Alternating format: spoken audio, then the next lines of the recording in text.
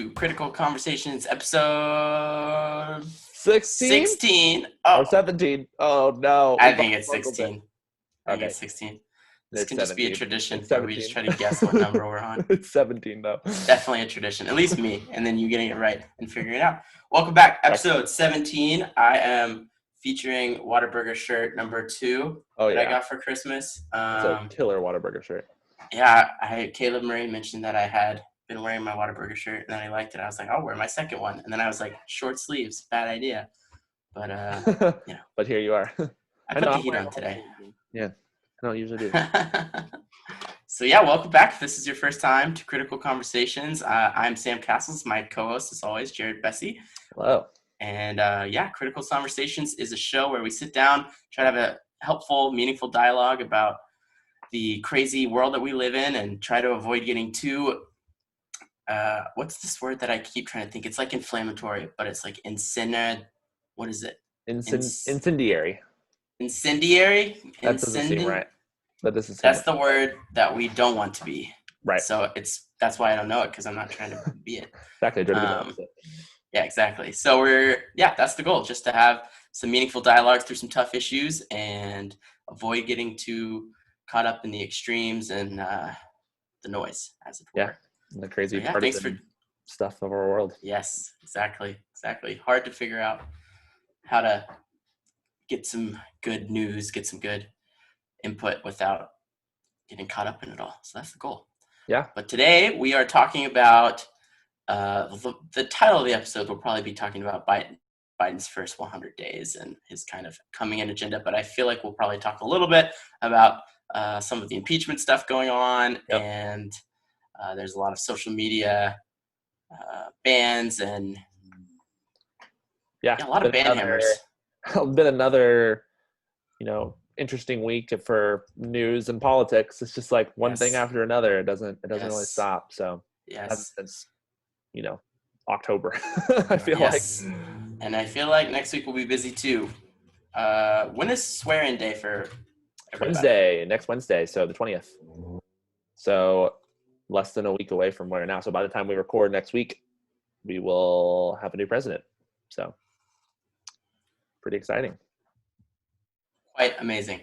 Before we jump into what that Biden presidency might look like, we're going to first talk about impeachment, talk about some news items in general. You want to start us off with that? Yeah, so we have now had our first sitting president to ever be impeached twice. Yes. Will he be removed from office? Probably not. We have, like I just said, 6 days left of his presidency, or 5 really. So it's basically, the Senate's not going to convene until mid next week, and they're not going to bother with removing him from office. And we don't even know what the Senate was going to say. But it is notable that it happened so fast, for one, from the House.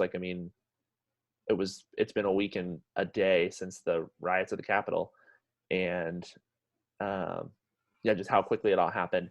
And it was the most bipartisan impeachment in the history of impeachments. So in the House, which is really interesting to me. So straight down the party line? So it was like more Republicans voted with so it had the most coalition ever before. You said the least partisan.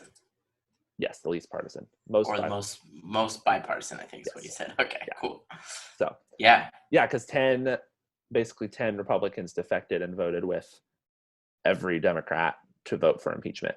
And there were some fairly notable names in there, like some that hadn't ever said that they were not voting with Trump. They voted with Trump on everything, and they just ended up voting for impeachment. So it was pretty interesting for sure. Yeah. I mean, who knows the reasons that they all vote the way they do, but it definitely feels like if you were hitched to the Trump wagon just for the benefits, those benefits are probably largely gone now. Right. So it does make it still 10 is significant, but it's not like that many when there's considering how many Republicans are in the House.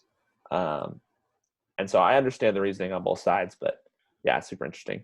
And then the Senate is also interesting because there's been a lot of rumors over the last couple of days about Mitch McConnell, who has who apparently hasn't spoken to the president since mid-December when he announced that Biden was the winner, and kind of gave his like, we're going to start working with Biden in mid-December, when it was kind of like all the trial stuff fell through, and there was no real lawsuits anymore in the works.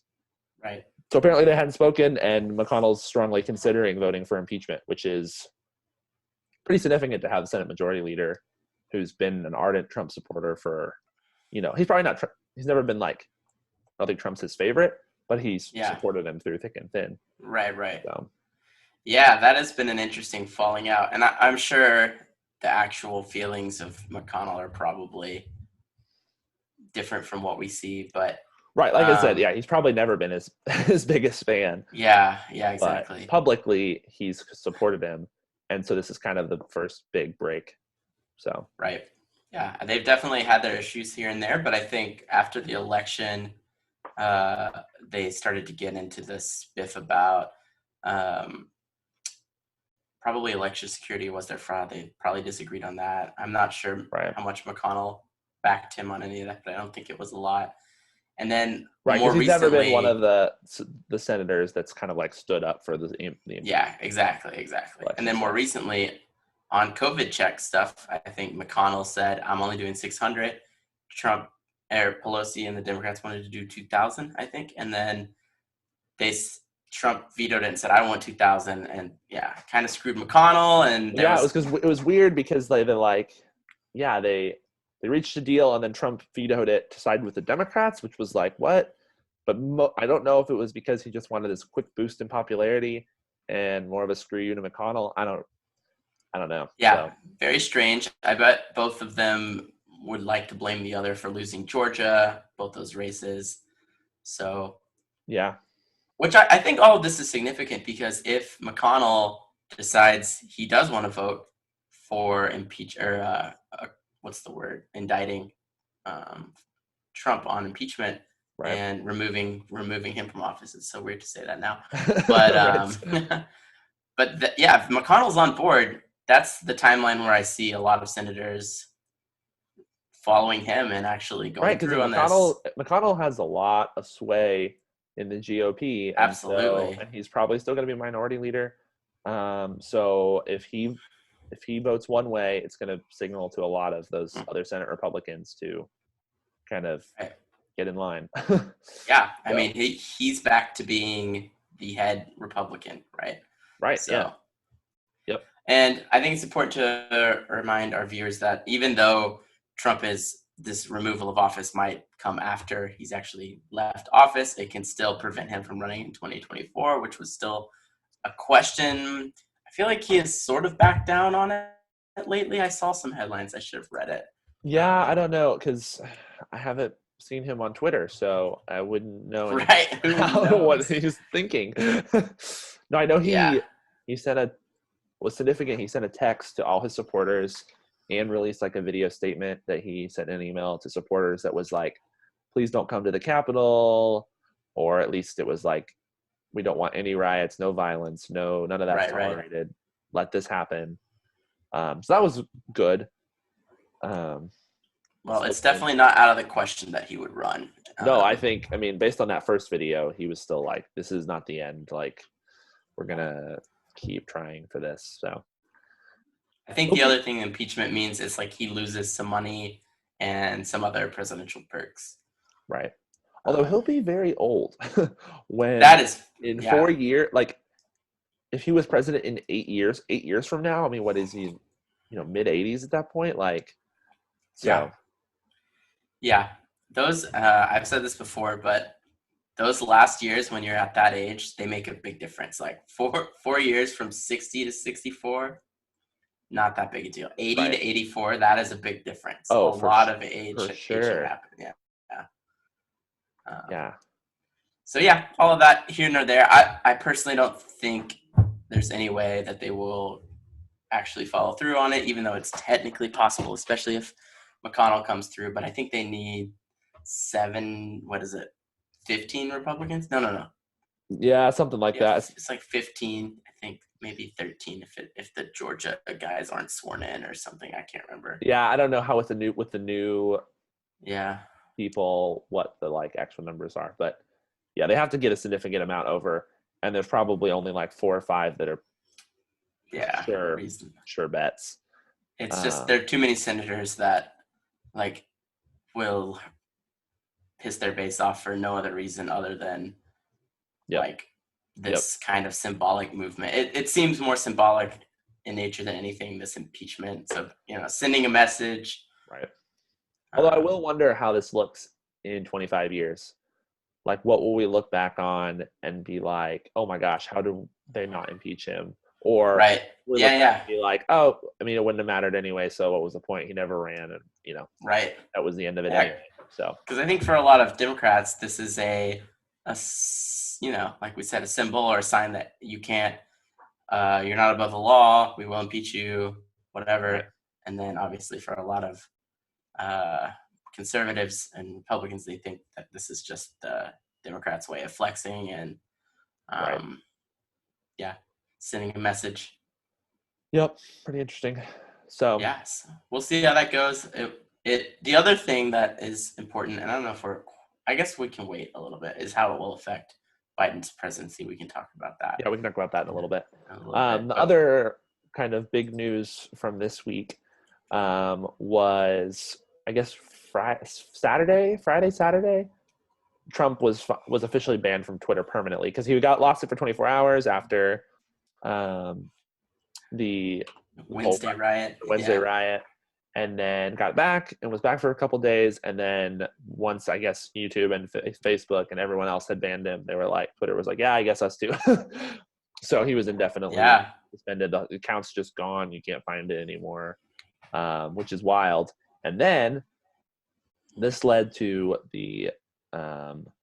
there's this app called Parler, this new social media site called Parler, which had been the top in the App Store for last couple weeks. Like it was gaining thousands and thousands of followers every day. I think it was like thousands and thousands every minute. It was insane. Yeah, people were really flooding to it, especially because, it's like, oh, if the president can be removed from Twitter, who's next? That's kind of the idea. Right. And then Apple and Google kind of jointly announced, or like right around the same time, that if Parler didn't start to remove people that like had all these riotous or violent rhetoric or whatever it kind of was. So kind of people were coalescing on Parler to talk about going to the Capitol and doing different things. I didn't read all of the like tweets or whatever their parlors are. So not real tweets. Yeah, the posts. And basically Parler was like, well, we're not going to do that quite yet. And Google just immediately took it down. Apple gave them a 24-hour warning. They didn't meet that deadline, or they were going to try to, and then they didn't. And then it was taken off the App Store. So it's just gone from the App Store. And then like 24 hours after that, AWS, which is what the servers that Parler was hosted on, just said, actually, you're gone from us too, which means that Parler no longer exists. It's basically gone. It's in the cloud. Well, it's down for now. Basically until they can get it on a different web hosting server that's not AWS, which AWS is most of the internet. So I don't know where you go. This was a pretty huge step, right? Because you have Trump, who's on Twitter, on Facebook, on YouTube. All of a sudden, within about 4 days, there's this unilateral movement, and then a flood to a new platform. Right. And then suddenly that platform is gone. Yep. So it's pretty amazing that, what are these? There's like 3 companies, right? Like Google, Twitter, Amazon, and Facebook, I guess 4. Well, Google, Apple, and Facebook were kind of, Apple. Or Google, Apple, and Amazon were kind of like the 3 that instigated it all. I don't know. I mean, Twitter and Facebook, I guess, kind of were part of it because they banned, but they weren't really part of the Parler situation, right? That's true. But when Parler was taken off the App Store, Jack, the CEO of Twitter, he just like tweeted out a picture of it missing from number 1, and he just like had the heart emoji. So like you could tell that it's all, you know, they were all hoping that this would be the outcome. Right. Right. So that we've done an episode on censorship. I should pull up what episode it is. You should definitely check that out if you're interested. I should know something. It's probably like episode 5 or 6. Episode 5, cancel culture. Way Episode to go. 5. So way to go. Yeah, it's just interesting. Like, I was talking to a coworker and we were just chatting about what we think could have done. Because it's one thing for Amazon to have come out and be like, hey, you violated things we disagree with. We think your store or we think your platform has some significant flaws. So we'd like to help you move over to a different web provider because our business is no longer aligned. Our core values are different. So let's going to get you over here. We'll help you in the transition, whatever. But instead, they're just like, pull the plug. It's gone. Whole thing's down. Yeah. Which is just kind of crazy. I don't know. Yeah. I was not on Parler. I didn't really care about Parler. So, there's some apathy in me, but it's still kind of wild. Right. Yeah. I mean, I definitely feel like I would appreciate seeing what Trump has to say. Yeah. Obviously, that's not a thing. I mean, you could subscribe to emails, I guess, from the Trump team, or that sounds like not fun. I want to see all I want to see all the comments underneath, Sure. I think he's still able to issue statements on the White House website, or the whitehouse.gov is, I'm sure, still up, and find them on there. But yeah, those were always I follow those fairly frequently, and those are always written by his aides or whoever. And it was always like, wow, Trump is so eloquent. It's like, oh, he didn't like that. So. Yeah, it'll be interesting to see what happens going forward. I think there are a lot of fair critiques of Parler because it was so hands-off that some of the stuff that got on there was pretty insane. But yeah, I'd love to revisit the whole thing. I feel like it's just wildly complicated, and it really is. And it's such a new field. Like we talked about this, I think, in some of our first episodes, like social media is still so new, and just don't know all the rules around it, and private public platforms. It's just weird. So yeah, absolutely. Yeah, I think that's part of the reason that this show exists, is we're trying to figure out how to navigate a world with social media playing such a big role. And it's like we had this freedom of speech that we deemed important in the Bill of Rights, and the share of ideas and being able to talk freely. And we've gone through court cases on the show that talked about, well, okay, this type of speech is protected, but there are types of speech that aren't. And we looked at the history of the Supreme Court trying to navigate those waters. And now we have the internet, which feels like speech, but just a ridiculous megaphone applied. And it's like, well, should these rights extend to internet speech or not? Because obviously they're really different. You're able to be a lot louder, things circulate and catch fire. And then on top of that, they're not publicly owned spaces. The internet is almost completely privately owned or run, or there's a private component every step of the way. Right. Yeah. It's not just this street corner platform. I don't know. Yeah. Exactly. Yeah. It's a lot to think through. And I think it might take us a few generations to figure that one out. Which is weird. Yeah. But yeah. I mean, it is, man. It's like reinventing the wheel, except I think, it's complicated. It's going to change things. Yeah. We're just here for the beginning. Yep. All right. Any other news? I think that's about... Those were the main things that everyone was talking about. Those are the main things. Yeah, I'm sure every time there's huge events like this, there's like all these other events that fly under the table. Yep, I'm sure there's lots going on, but yeah, those are the main things. Yeah, vaccines still rolling out slowly but surely. It's been an abysmal rollout process. I'd be interested in just having an episode talking about why it's been so bad. Yeah, it's super fascinating. And the way I was looking into how Europe's rolling it out, and they're doing it slightly differently, and like how America's doing it. And because of our decentralization, it makes things complicated. Yep. And it's just, it's kind of a mess. Yep. So every state has a different approach. And on top of that, every hospital has a different approach. And But yeah, it's bad. In New York, they were having instances of such bad administration that they were throwing away doses that were like open but couldn't be used, or Right, because you have probably to had. use like all 5 in the first, those few minutes of Yeah, infusion, and then a lot of them have to be kept at a certain temperature, and like right, that can be hard to sustain. And right, yeah, so that's hopefully they can figure that out. for sure. Although I think it is like almost 10 million have been vaccinated, so that is That's good. Yeah, still a lot of people. So that is good. yeah, yep, Um, absolutely. All okay, right, let's jump into Biden. let's do it. Yeah. So So yeah, go go ahead. ahead. Oh, yeah. So the inauguration's next week, and so we just kind of wanted to look at kind of some bullet point lists of, okay, what is Biden's first steps? He made a lot of promises on the campaign trail. There's a lot of things that he wants to do. Healthcare reforms that might take a long time. There might be, there's just going to be a lot that's going to go on in the next few years. But we kind of wanted to look at, okay, what are some of these first promises in the first day in office and in the first kind of 100 days? That's kind of our focus tonight. So yeah, so let's jump into some of those things. Yeah, yeah. I think I would kind of introduce as well by saying it's always interesting to me to see what these 100 days and what these early decisions are. Mm-hmm.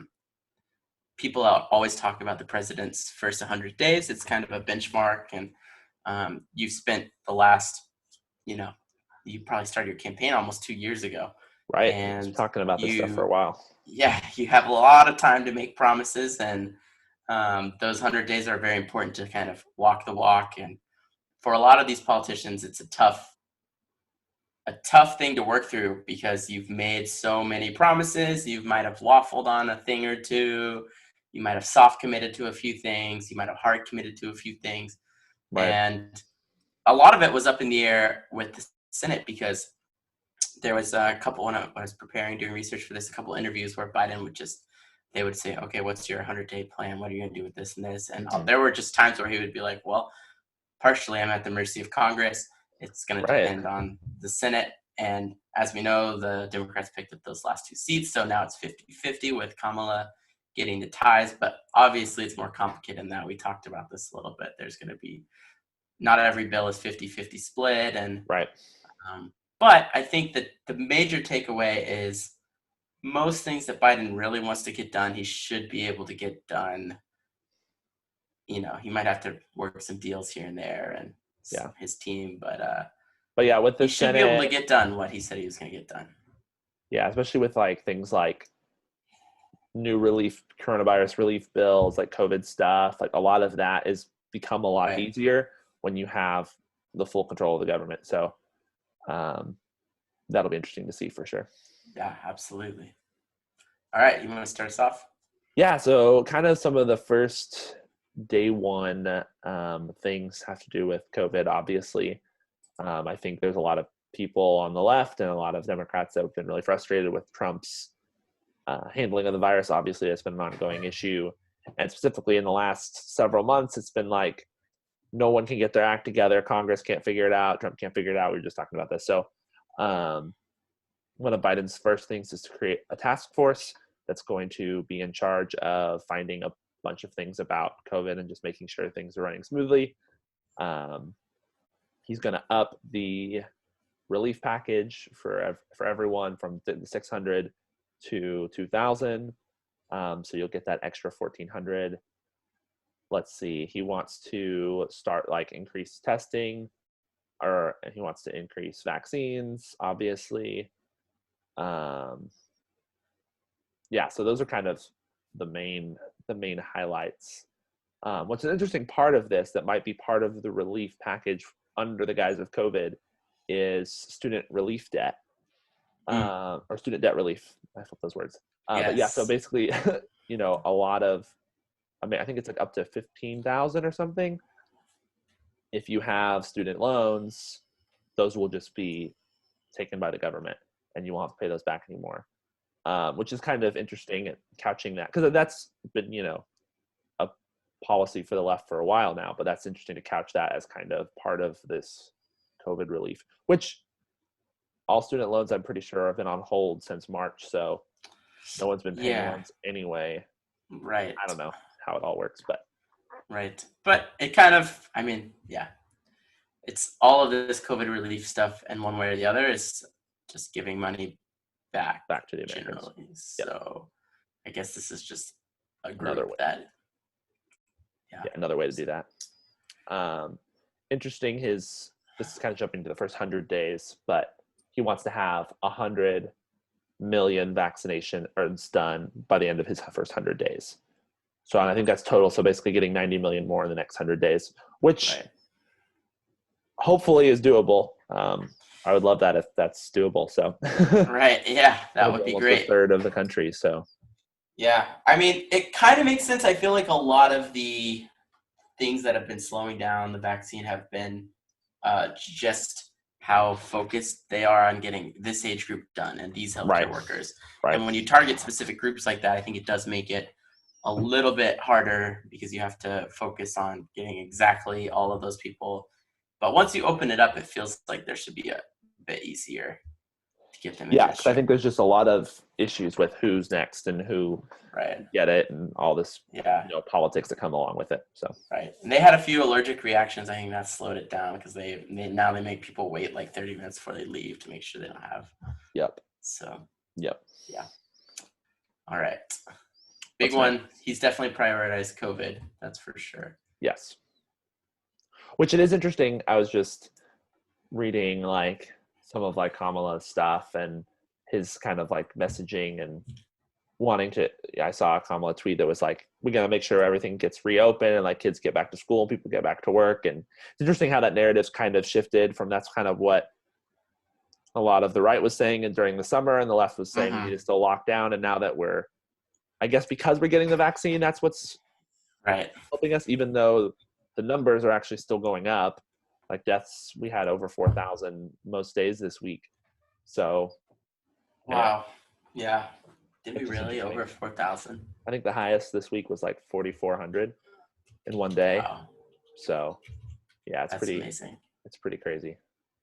Oh wow, you're right. Yeah, I used to track this thing like a hawk, and I can only look at the front line. I feel like people, exactly. I feel like people have kind of slowly just stopped even looking at the numbers or caring as much as we did in, early summer. So yeah, I mean, a lot of states have started more lockdowns, and I even saw like Sweden was looking at some more lockdowns, and they have been very anti-lockdown, and yeah, this thing just refuses to die. Yep. Hopefully in the next 6 months we'll have it mostly. 100 days is like 4 months, Yeah, it's not that long. So okay, what's next? What is next? One of the things he wants to do pretty much day one is reverse the corporate tax cut that Trump gave to corporations. So I think it's taking it from, I had the numbers up earlier. Let's see. Find that. So it is basically raise it to 28%, which it lowered in 2017 to 21%. Right. So, yeah. And then people making less than 400,000 wouldn't pay more in taxes with his new tax plan. But that's kind of like that's the first day is just changing that specific corporate tax cut. Right. So. Yeah, that's something that I know he gave one speech back when he was campaigning to some big donors that the left really blasted him on. Is he basically told a lot of his very wealthy donors that nothing is fundamentally going to change, that their standard of living shouldn't change, and that's something he's been blasted for. So that's one that I specifically am curious to see how he will handle that. Right. Just that the progressive wing of the Democrat Party has been really big on tax rich, extensively and I think that the moderate Democrats have a lot more akin to the right wing, where they're like, okay, we want to tax, but we don't want it to disrupt business so much that our investment. And that's obviously a whole debate, but I'm curious where he'll actually come down. Yep. It'll be interesting for sure. Yeah. Some of the other day one issues is getting back into the Paris Accords, which this is interesting. So I knew Trump had pulled out of the Paris Accords, but I didn't realize it was a whole year break before you can actually pull out, according to whatever the thing we signed when we got in. And since it didn't start till last year, we've only been out of the Paris Accords since mid-November of this Oh, last wow. year. So, which I didn't realize. I assumed it was like a year or two ago that he left. So really, it may only be that we were out of it for like 2.5 months. Yeah. Plus, that would be after the election. So anybody who was going to make a business decision or change something because of the climate agreement, then they're going to be like, oh, this is probably getting reversed. So we're not actually going to act upon it. Yep. So it's kind of funny that was, I feel like, a big talking point, but it's kind of a non-issue at this point, really which I guess if Trump had been reelected, it would have been an issue. So, but yeah, it's interesting. I didn't realize that it was so recent in us actually leaving. Me neither. Yeah. He wants to extend the Voting Rights Act. So I think it was 2019, I want to say, the Voting Rights Act expired, which has been around since the 50s. Or long, I don't remember when it was started, but it was basically, it kind of expired and Congress was like, I don't think we need to renew it anymore. So he wants to renew that or get Congress to do that, which that's something I feel like will probably happen because they've got the majority now. So that'll come back. He's going to create a task force to start reuniting kids at the border or families at the border, which I feel like we haven't heard a lot about that since COVID. But I know that was a big talking point. Yeah. There's a lot of, some of the stuff that I was reading, a lot of emphasis on immigration, making that pathway a lot easier. Something that comes up a lot is the Dreamers, which are the kids that were brought to the U.S. illegally, and wanting to grant status to those Dreamer children as citizens. So that could be a really big change. And then that first day, he's gonna end the ban to the Muslim countries that was started right when Trump took into office. So whatever those 7 countries or so were in the Middle East, that will go away. So yeah, those are kind of the day one things that I read. There's a couple others, but those were kind of the high. Right. Those are the high profile ones. Yeah. A couple other little ones I found were just a lot of really focus on just undoing what Trump has done. So, which is kind of how it always is in that first day with presidents. Like that's what Trump did. That's what Obama did. Like, that's not uncommon. Right. So some of the things that came up were working on strengthening labor unions. A lot of that's done through policy and incentivizing employers to allow for labor unions, and if they are trying to crack down or intimidate or do any sort of anti-union work, I think that there's going to be regulations against that. Impose new regulations in general. Trump definitely slashed a lot of regulations on business, or a lot of those will be undone. So that'll be interesting to see what kinds of things result from that. Another big one that I found was adding a public option to Obamacare. So this is under healthcare, which Joe Biden's phrasing has always been interesting to me on healthcare, because he will unabashedly say, oh, healthcare is a human right and everyone deserves healthcare, but he does not endorse Medicare for all. And of course, Medicare for all would be a plan where everyone is on kind of the same government healthcare plan. And instead, Biden favors this public option, which has been a debate for a while. It's something that they were considering during Obamacare. And basically, the public option just says we're going to have a separate government plan for healthcare that you can choose instead of a private plan. And there's different groups that might be open to that public option. And in theory, it's supposed to be cheaper, and we'll see. I mean, it's obviously the healthcare system is incredibly complicated, but I think we can all agree that it's not functioning well. So yeah, we'll see. It's a little more research that I did was they kind of made a similar promise with Obamacare, saying that, oh well, Right, because that was it's kind of gonna, what the original. yeah, It it never was supposed happened. to make things cheaper, and taxpayers were only supposed to pay about 50% of it, but now taxpayers are paying for about 75% of it, and Right. so that will be interesting because that is the option that he's favored, this public option, but that would be a huge change, and the private insurance companies are going to be very against that. I'm sure pharmaceuticals, and I know there are doctors that are not a huge fan of that either, because it could potentially be take form in just them getting paid less also. So Yeah. we will see. We will see. I think that was about it for the stuff that I Yeah, found. the one I didn't see in my research, but one that I thought of is federal executions.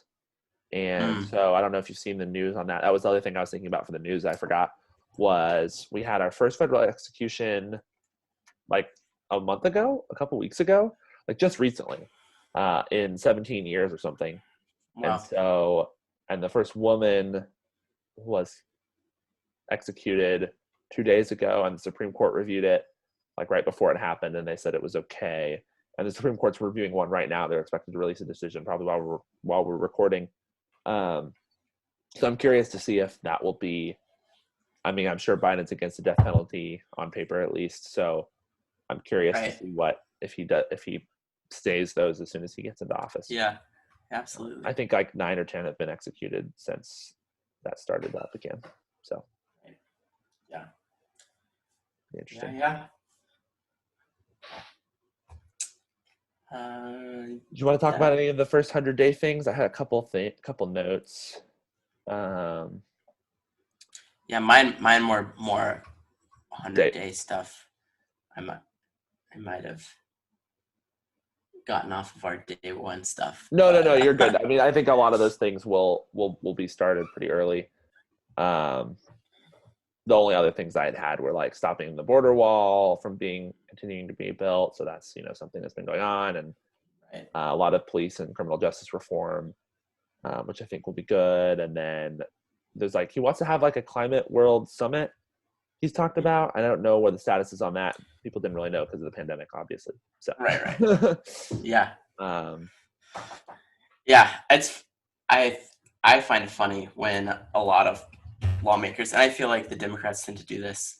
It's kind of that same with the COVID. We'll start a COVID task force, and like that's the solution. Like right, we're we'll just get together and talk about it. yeah, Very yeah, like politicians' way of thinking. yeah. I remember like an old joke that's just like a politician's favorite law is just establishing the No Bad Things Committee, because then like they establish the No Bad Things Committee. If it does well, then like, oh, that's the committee I established. And if it doesn't do well, it's like, oh well, it was the committee. Like I told them to do it and they didn't do it. So stuff like that I think is always a little bit kicking the can to someone else, like passing along the Well, hot potato. It's like, that's oh, I task mean, force, yeah, climate no, meetings.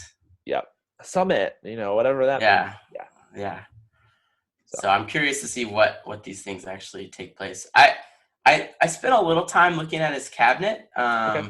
Yeah, I just mean, to I know kind there's of been lots of announcements, and I recognize some names from the Obama administration, but right. um, That I think that was my biggest takeaway is uh, a lot of it is very Obama era guys. You even have like Merrick Garland, who was yeah, it going was to supposed to be be Supreme Court. Obama's nomination for Supreme Court.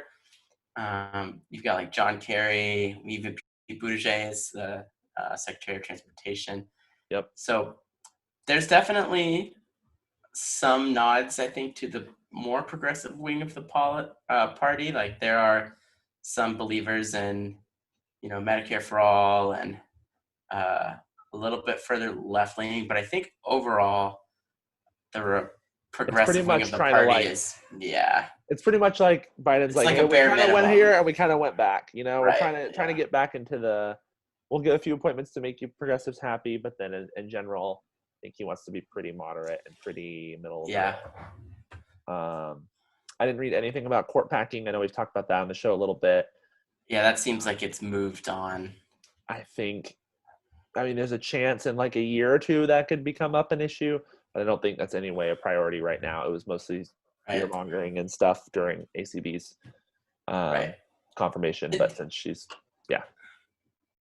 Yeah, to be fair, I think some of it could depend on how active the court is in that Right. when they're striking down things. So with Roberts as justice, and he's very much a non like confrontational, like he doesn't want to do anything. None of their rulings are too broad sweeping or too all the most, you know, controversial rulings are often by him, and he's in the majority. right. And so I feel like there won't be anything too crazy in the next year or two, but Right. to avoid that. But So yeah, I think there's a it'll. lot. Go ahead. No, I just think it'll be interesting these first 100 days just to see how he starts in the middle of the pandemic, what the public's reaction to it will be, like how, just how he'll be perceived through this especially these first 6 months as we're kind of like finishing or like trying to roll out this vaccine. And right. will he be seen as the savior? I don't really know. So yeah. One thing's for sure, no matter what happens, if anything bad comes out, it'll be like Trump's fault, and if it's something's good, it'll be because of Biden's efforts, and that's just how it is. That's just how it is. You're in the office, even if it's something that happened a long time, it's yep. It's the previous guy's fault for sure. Yep. Yeah, but it'll be interesting to see what happens, and he's made a lot of promises, so they should be busy. But something that we kind of hinted at was that the Senate might be busy with impeachment hearings, and that could potentially get in the way of a lot of cabinet approvals that they have to do. So Joe Biden will nominate people, and they will, what's the word? They have to review and check and stuff. Review and approve the nomination. So right. A lot of his efforts will be hampered if the Senate and does all of drag these on. things like the COVID stuff, all that has to be run through the Senate and the House. So it'll be interesting to see what kinds of things actually get done in those first couple weeks. Right. But yeah, I think that's all I've got on that. So yeah, I think that's about it for me as well.